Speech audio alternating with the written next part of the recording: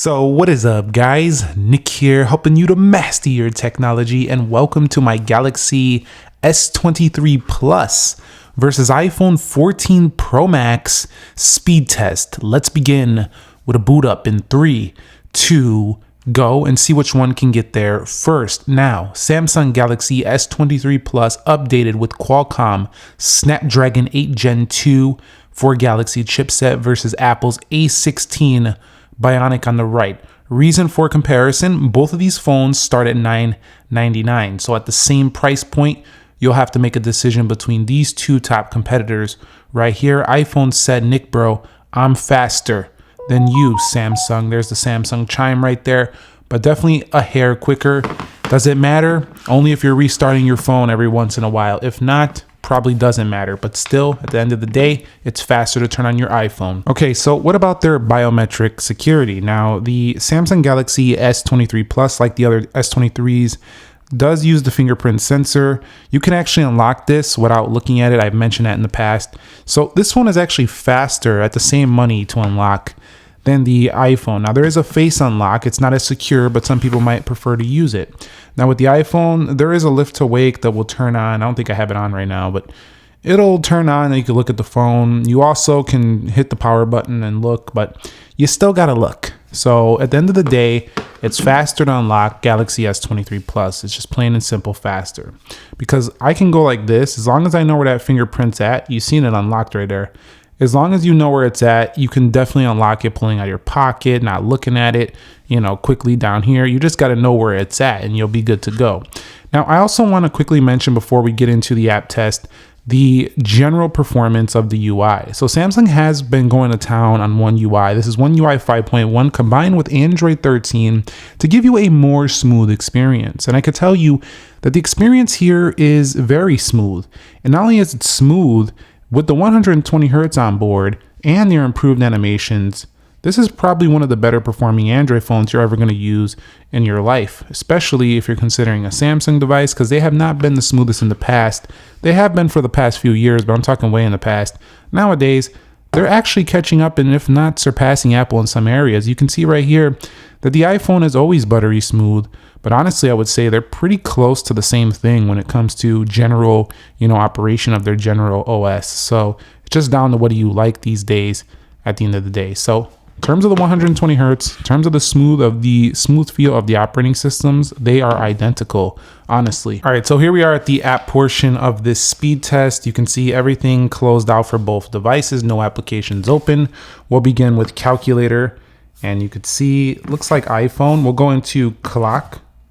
Looks like Samsung had that one. Let's head up out of there and take a look at the animations, neck and neck. Samsung faster on the weather over the Apple device. Again, look at the animations, neck and neck. Don't tell me I can't compare Play Store to App Store. These are different operating systems, yes, but they're competitors as well. They sit in the same stores right next to each other usually or across the hall. These are competing phones. And you've seen that Samsung did launch Play Store first. Let's go into games. And you can see this time to the iPhone. When actually in though, scrolling through both is a joy of an experience.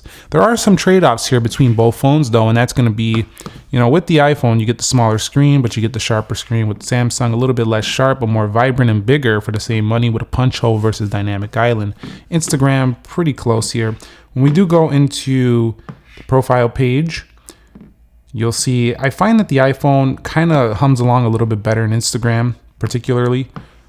I don't know about all the other social apps, but they're both very good. I mean, look at this. Just incredible. And Samsung knows, they've heard that iPhone performs better, so they've been working on getting their social media experience better. Let's go into Groupon, and you can see Groupon first there on the left. We'll hit categories again on the left. Things to do, Samsung a little bit quicker by a millisecond. We'll go into Amazon. Does this really matter? No, not to a lot of people. Let's just click anything up here. How about these Easter gifts, whatever. See Samsung a little faster. Look at that scroll. It just blazes through. iPhone a little bit slower, a little bit smoother. Maybe you could see a little bit more product, but look at that right there. Just let's go. Let's go into Best Buy, and you'll see Best Buy first there on the right. We give that one iPhone. We'll go to products here. And Samsung said, shut up, we'll go into cameras, and that one's going to iPhone. So could be my finger. I'm not a robot. I'm a human being just like you. You could see both of them are definitely pretty close here. We'll swipe up out of there. We'll go into eBay, and you could see eBay faster on the Samsung than the iPhone. And you know what? You've watched my speed test before, haven't you? Or if you haven't, go back a couple years. Samsung was, choppier. Now look at them. They're like right on the same level. Let's go to Dead Trigger 2. So at this point, you're not just saying, I don't want the Samsung because it's going to be laggy. And you still get that comment, oh, check them out about 4 years. Why don't you come back with the speed test in 4 years? Like, that's going to make a big difference. These phones are overpowered, both of them, for the general daily usage. There's no real major issue going to happen now or in 2 years.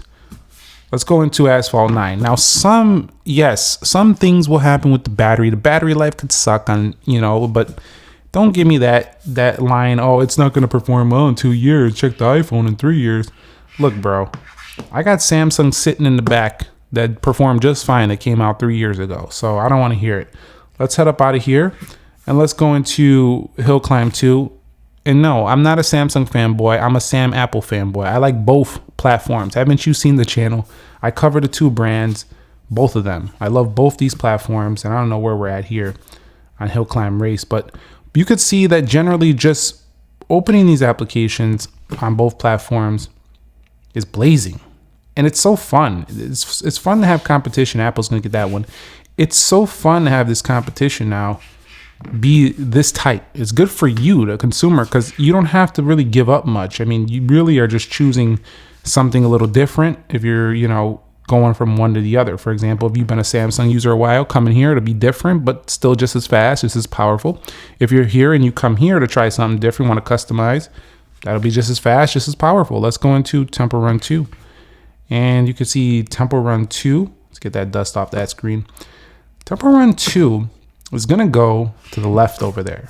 You can see playing the game. I don't know about you, but I always like having less of obtrusions on my games and content. So I actually prefer the Samsung. I also prefer a larger screen for media consumption and playing games. So out of these two, I prefer the Samsung device, even though the iPhone is more comfortable to hold day to day. This one is still thin and light. Let's go into Geekbench 6. And you could see iPhone with that one, 3D Mark, iPhone with that one. So iPhone won quite a few apps. Samsung won quite a few apps, and submenus did pretty well as well. I would call them pretty much neck and neck here in performance. That's pretty good. Now let's go ahead and run a Geekbench test. Geekbench 6, some people call it Apple Bench. We'll go ahead and see what the benchmarks are, but truly, iPhone usually wins in this test. I wouldn't think it's going to be different here. I'll be back when the results are in. Okay, so the final Geekbench scores are in 1861 on the single here. Over here, 2519, so a crushing victory for the iPhone. And in the multi-coder score, you can see another big win for the iPhone, but you've seen throughout this video that doesn't tell the full story. Nobody's gonna know about that in the real world. They're both gonna perform incredibly well. You can also tweak animations on the Galaxy to basically give it a better, overall performance. Let's go into the start. And I didn't change no performance profiles on either of these phones because I just wanted to run them how you would get them out of the box. So whatever performance profile is standard on the Samsung, that's what's on here. Didn't touch anything. It's all going to be purely just straight up, how they come out of the box. That's how I wanted to run them because this is how most people are going to run them. They're just going to open their phone up and play with it, use it, and that's it. So we'll be back when Wildlife is done. All right, so here is our final Wildlife Extreme scores. You can see Samsung with the win here. Overall score 3588, iPhone 3209. Average frame rates higher on the Samsung as well. Adreno 740 GPU, Apple GPU over here 19.2 average. Samsung's probably better for gaming. And I gotta tell you, I freaking love these S23s that they are now super efficient. They don't get warm or nothing like that. The Qualcomm in here, the Snapdragon for Galaxy, it's amazing. The chipset in here is freaking amazing for an Android phone.